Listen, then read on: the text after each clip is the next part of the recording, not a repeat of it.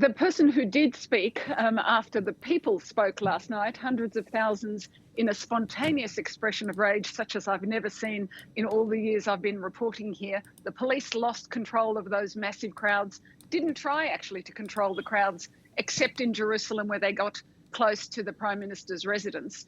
So the people have spoken, and today we saw the union movement speaking and declaring a general strike if things don't change, as they put it, if the controversial reform package isn't suspended or halted altogether.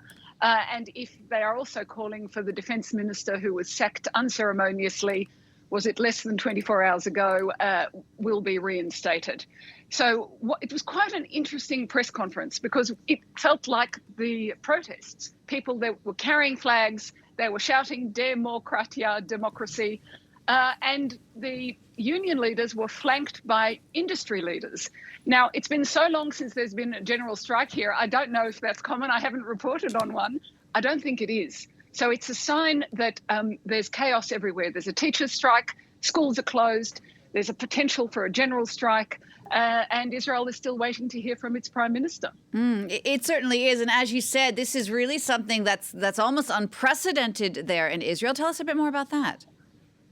It is unprecedented. We've been seeing protests every week and intensifying, but they're organised with the police. You know, there's a kind of formula, and even if they do block a road, it's for half an hour and then they get taken away. Last night was utterly different. It was a spontaneous expression of rage across the country. People were saying, this is a red line. You cannot fire a man for expressing an opinion, and he's concerned about security, our security. He asked Benjamin Netanyahu to hold a security cabinet meeting. Benjamin Netanyahu refused. So he went and told the public. And for that, he was fired. And people were incandescent with rage. And it was across the country. You know, it began in Tel Aviv, hundreds, then thousands, then tens of thousands, at 10 o'clock at night, at midnight, at 2 a.m.